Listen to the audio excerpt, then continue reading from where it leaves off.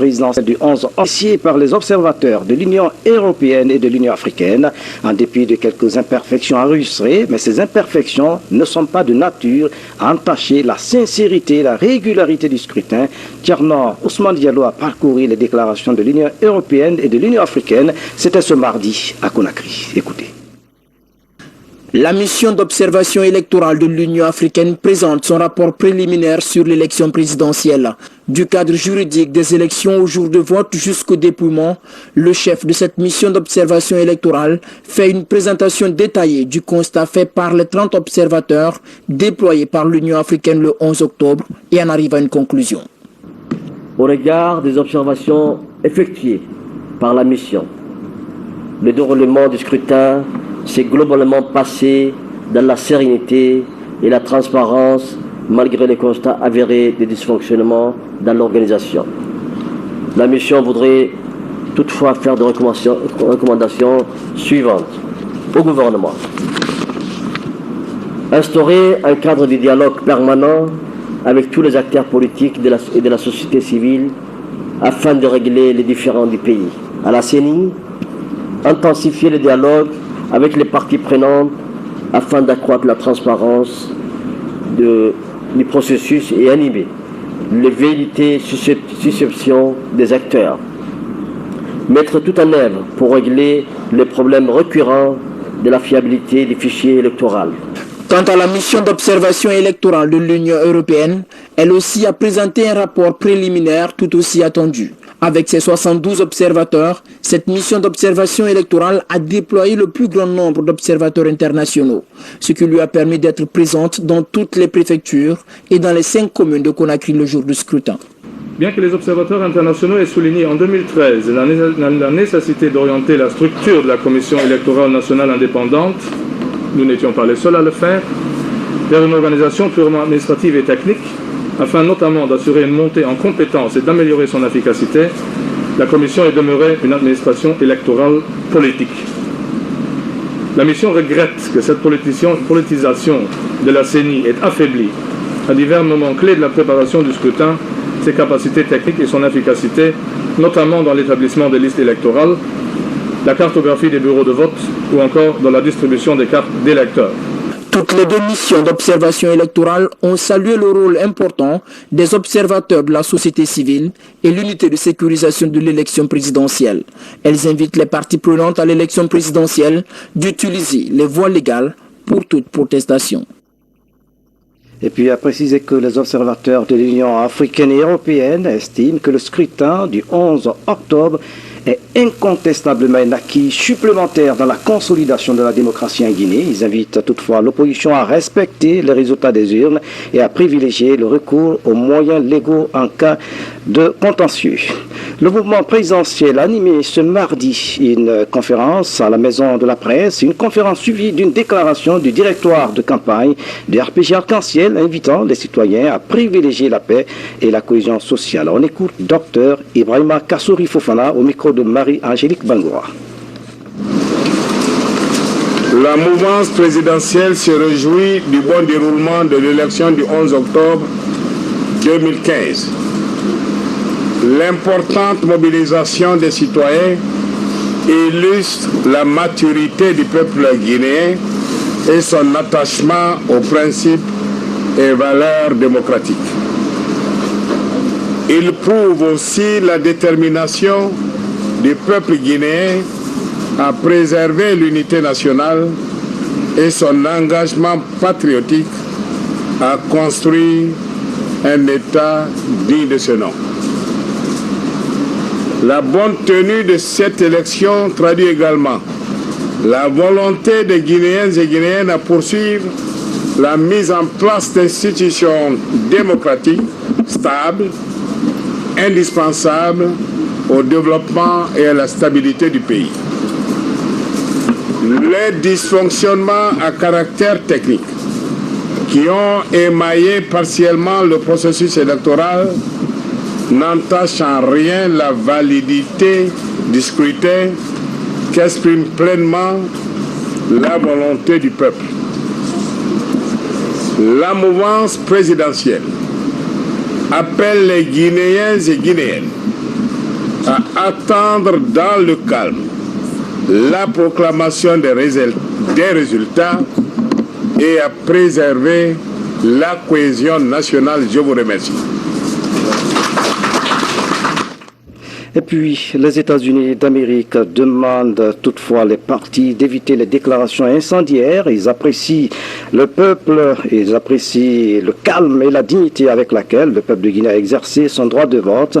Les États-Unis invitent les partis politiques à conseiller leurs partisans à rester calmes et d'éviter tout acte de violence. Réuni en Assemblée, le Conseil économique et social a fait une déclaration sur la situation socio-politique qui prévaut dans le pays après la présidentielle du 11 octobre. Dans cette déclaration, la présidente de cette institution a salué la maturité du peuple de Guinée et les acteurs politiques. Elle a appelé les uns et les autres au sens de responsabilité pour le maintien de la paix sociale. On l'écoute donc au micro de Sidi Torno. Le Conseil économique et social remercie et félicite le vaillant peuple de Guinée pour sa grande mobilisation et pour avoir préservé la paix et la quiétude sociale lors du vote du dimanche 11 octobre 2015. Le Conseil économique et social félicite les partis politiques et l'ensemble des acteurs du processus électoral pour tous les efforts consentis pour parvenir à cette journée électorale apaisée.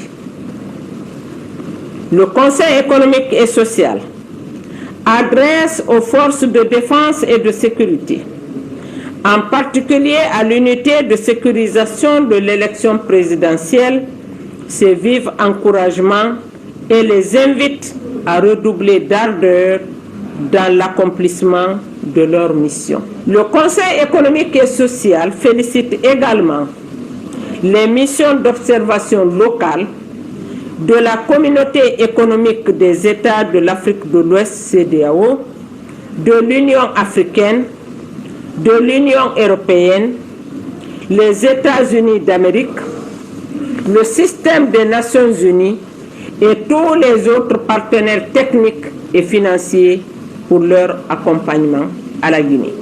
Par ailleurs, le Conseil économique et social condamne avec la dernière énergie les violences qui ont émaillé la campagne électorale ayant provoqué des pertes en vies humaines et des destructions de biens publics et privés. Soucieux de la préservation de la paix et de la concorde sociale, le Conseil économique social appelle les populations à continuer à observer le calme et la sérénité.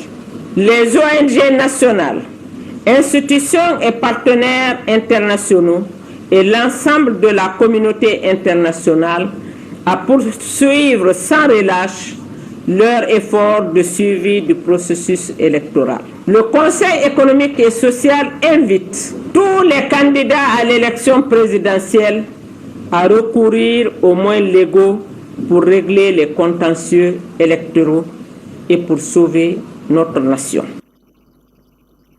Aya Rabiatou Sira Diallo, président du Conseil économique et social. Et puis ce communiqué de la CENI, la Commission électorale nationale indépendante remercie l'ensemble des électeurs guinéens pour leur participation massive au scrutin du 11 octobre 2015. Elle salue l'esprit patriotique et la maturité politique des militants et responsables de différents partis candidats à l'élection présidentielle. La journée du 11 octobre 2015 a été fondamentalement caractérisée par la sérénité, le calme et un engouement exceptionnel digne du Guinéen, capable du sursaut patriotique à des moments difficiles de son histoire.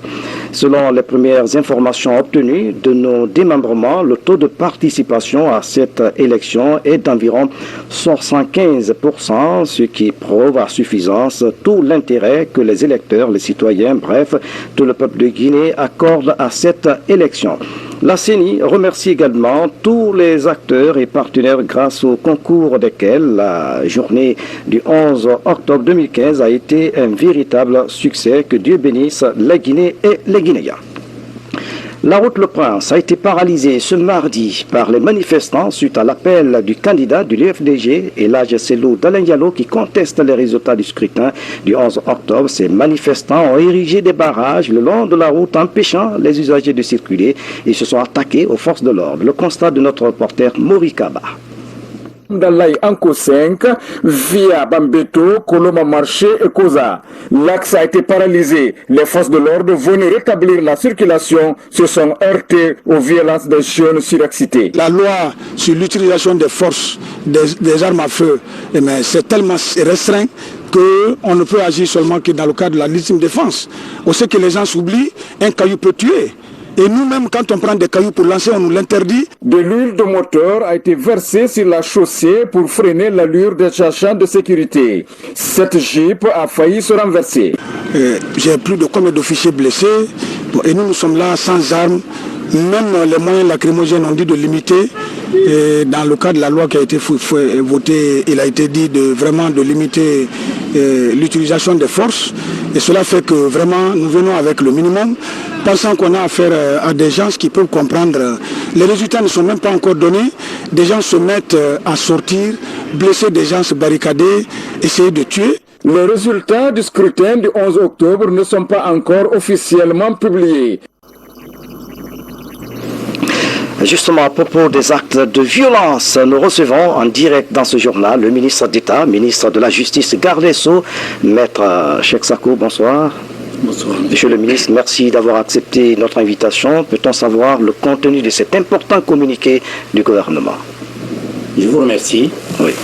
Le ministère de la Justice, par ma voix, donc, va donner lecture de ce communiqué. Au nom de la République, que nous aimons tous, je tiens à rappeler certains principes indispensables que tout citoyen doit respecter et surtout les responsables politiques, à savoir l'interdiction de tout appel à la violence, notamment les manœuvres et actes de nature à compromettre la sécurité publique ou à occasionner les troubles politiques graves tendant à jeter le discrédit sur les institutions constitutionnelles ou à enfreindre les lois du pays. De tels agissements sont prévus et punis par les dispositions des articles 86, 93, 94, 110 et suivants du Code pénal. En conséquence, en ma qualité de ministre de la Justice et gardien de la loi dans notre pays, je demande à chacun, quelle que soit sa position sociale ou politique, de s'abstenir de faire un tel appel. À défaut, les contrevenants s'exposent à la sanction de la loi. Je sais compter sur l'esprit patriotique et le sens de responsabilité de chacun, afin que la quiétude soit préservée dans notre pays. Enfin, je rappelle aux responsables politiques que toute contestation partielle ou totale des élections en cours doit se faire par les voies légales prévues à cet effet devant la Cour constitutionnelle. Je vous remercie. Monsieur le ministre, justement, vous avez suivi ce reportage sur les violences et les actes de vandalisme sur l'axe Bambeto-Amdalaï. Monsieur le ministre, est-ce que les violences post-électorales et des propos incendiaires sont-ils poursuivables par la justice? Écoutez, un seul mot pour répondre à cette question importante. Je tiens à préciser que les violences post-électorales sont non seulement passibles de la justice nationale, mais aussi de la justice internationale. Pour preuve, je vous renvoie sur l'exemple de la Côte d'Ivoire en 2010, voire d'autres pays. Oui. Merci. Donc personne n'est au-dessus de la loi? Absolument personne n'est au-dessus de la loi. Maître Cheikh Sako, merci d'avoir répondu à nos questions. Merci. L'autre image de l'actualité nationale, les maisons des jeunes sont devenues un centre de formation et d'animation pour les jeunes. Ces infrastructures attirent aujourd'hui de nombreux jeunes donc, du pays. L'action du ministère de la Jeunesse commence à porter ses fruits. Voici le reportage signé de Ibrahima Blakitouré.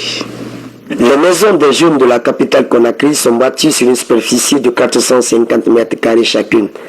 Ces espaces constituent pour les jeunes des quartiers environnants un temple de retrouvailles, de divertissement et de savoir. Je viens ici pour apprendre un peu. Vous savez que le monde actuellement est vraiment devenu un monde vraiment scientifique, quoi. Pour ne pas que tu restes dans les cafés, dans les bars de nuit à parler, je préfère être ici dans une salle pareille pour que je puisse me renseigner de ce qui se passe au monde actuellement. Il n'y a pas de problème au niveau de la connexion. La gestion de cette maison des jeunes à Koléa est assurée par Mamadi Kaba depuis son inauguration.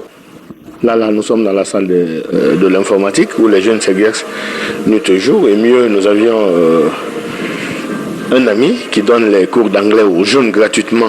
Mais les cours d'informatique, quand même, sont à 25 000 francs chaque logiciel.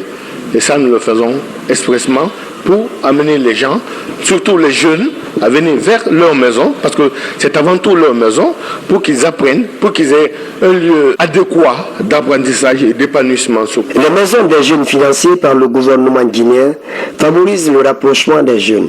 Ces maisons construites par la société Mining House changent l'image de la Guinée.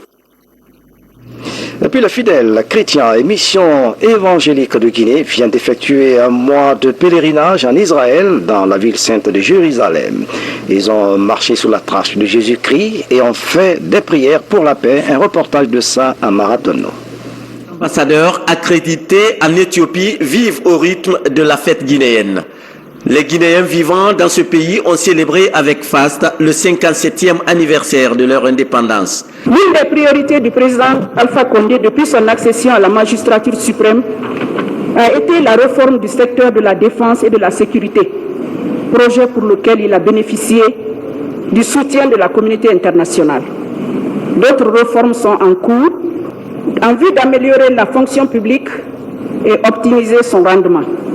La réforme de l'État, la modernisation de la fonction publique et l'indépendance de la justice ont pour but de construire une société guinéenne apaisée et réconciliée avec elle-même. Fatoumata Kaba a aussi témoigné une reconnaissance infinie à l'égard de l'Union africaine et sa patronne.